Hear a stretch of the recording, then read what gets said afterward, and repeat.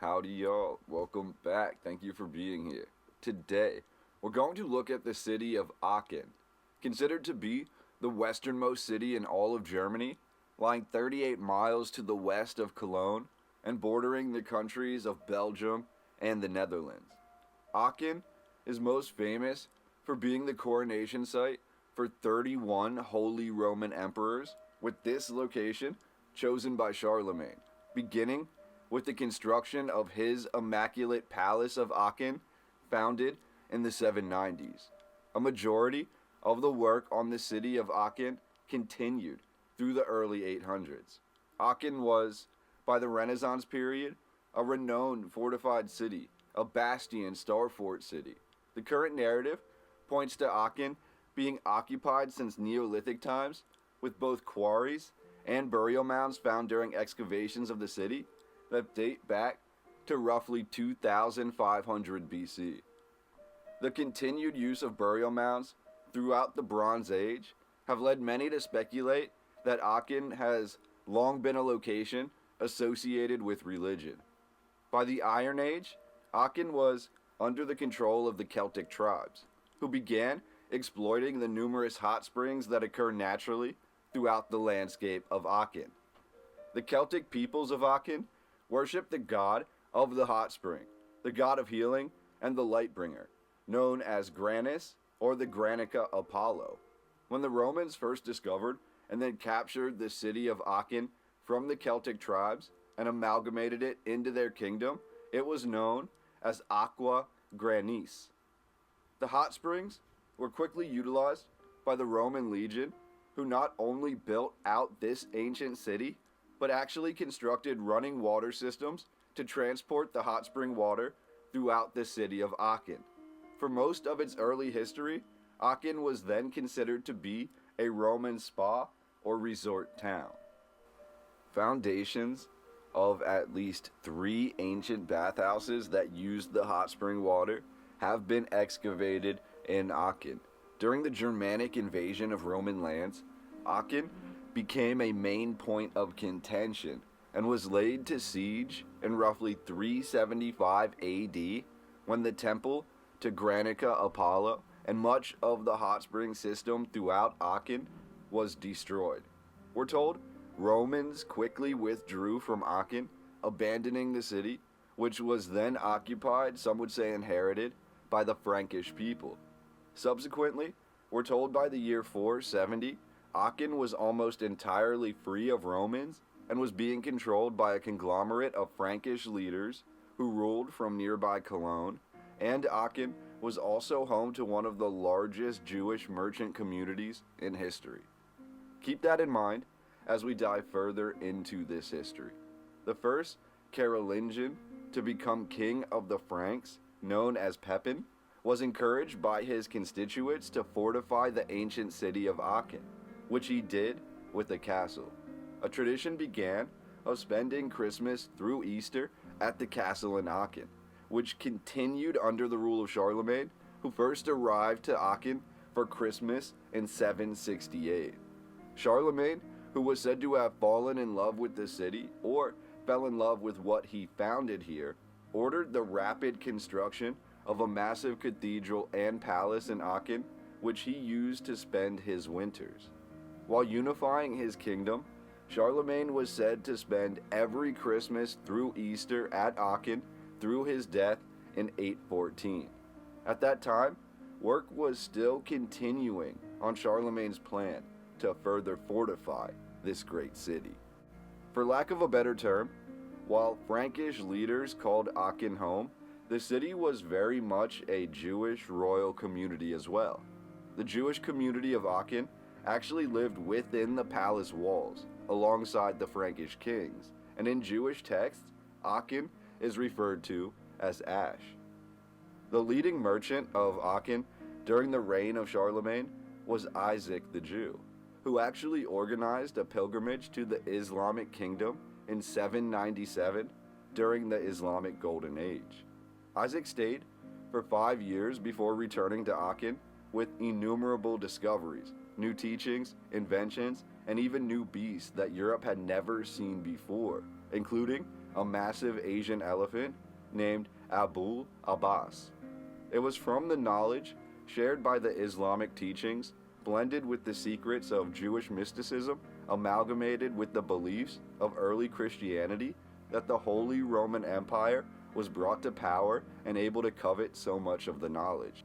We're told following Charlemagne's passing, he was buried somewhere in or around the Aachen Cathedral that he had founded, but his exact location of burial has been lost for numerous centuries. Aachen then quickly rose to the main location for the production of historical manuscripts, continuing well into the 900s.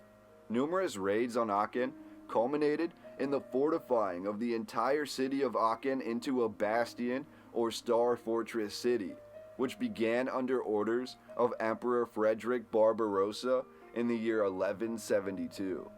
Then, as one of the most highly guarded and fortified cities of the Holy Roman Empire, Aachen became the location where most German kings of the Holy Roman Empire would be crowned for the next 500 years. This occurred first in Audience Hall that was built by Charlemagne, that was torn down and replaced with the still standing City Hall of Aachen, built in 1330.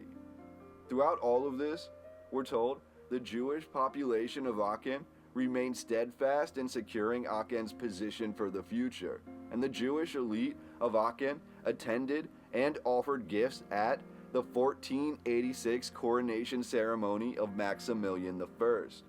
Aachen, like many other locations also home to large populations of merchants, was a free imperial city of the Holy Roman Empire and flourished in wool and cloth trade. Around 1531, Aachen was abandoned as the site for the coronation of Holy Roman emperors, as Frankfurt was chosen as the new location for this lavish event. It appears the Jewish community of Aachen, at least in part, traveled with the crown and the coronation, as a rapid influx in the Jewish population in Frankfurt occurs around the exact time Frankfurt is chosen over Aachen as the new site for German coronations.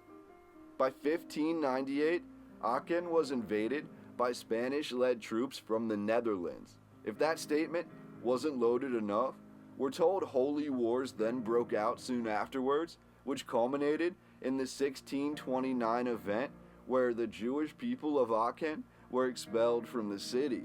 This was followed by the Great Fire of Aachen that occurred in 1656, which destroyed most of all the old fortress. The Jewish people were then allowed to return to the city. The free imperial city of Aachen was rebuilt almost entirely in the Baroque architectural style, also known as one of the major Old World styles of architecture. This could be plausible deniability to explain why nearly every structure in Aachen appears as if it were part of a much larger, earlier structure, as if one massive fort was divided, and that ancient shape makes up the basic form of the city. But I digress. Aachen was rebuilt after the Great Fire of 1656 in an entirely uniform architectural style. We're told Aachen thrived again for well over a century, becoming a small but active free society. However, this was brought to a halt by the French occupation of Aachen in 1794, which brought an end to Aachen's free imperial status. By 1801, Aachen had become a subject of France after being stripped away from the Holy Roman Empire. Through the 1815 Congress of Vienna, Aachen was then gifted to the Kingdom of Prussia. The Third Congress of Aachen in 1818 was actually held to decide the fate of all of France following its revolution and subsequent defeat by the other world powers. By 1838, the Prussians had constructed a massive railway from Cologne to Belgium, which cut through Aachen. By 1875, most of the Old World, or ancient fortified parts of the city of Aachen, the remnants of the city within the Star Fort's walls, were abandoned, and the majority of the population began building directly to the east of the ancient city walls. By 1880, the population of Aachen had exceeded 80,000 people, and that same year, the trolley system which ran throughout Aachen began operation as the Aachen Tramway, eventually known as the Aachen Electric Tramway.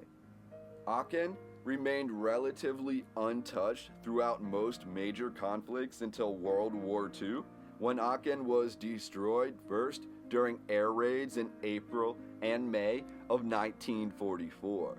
The first raid destroyed nearly every hospital in Aachen, and the second destroyed both major railway stations and focused on residential buildings rather than commercial buildings, leaving at least 15,000 people homeless.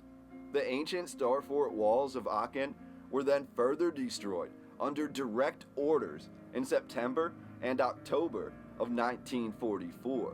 We're told this occurred in hopes of causing the Germans to surrender, but it appears ulterior motives may have been at play for destroying the ancient Holy Roman walls of Aachen. Aachen was actually considered the first German city in the entire war that was captured by the Allies. The population that had exceeded 80,000 people in the year 1880 was then reduced to less than 4,000 residents hiding amongst the rubble. The rest of Aachen was evacuated, and most of the old world architecture that you see in today's video was lost around the time of the Second World War.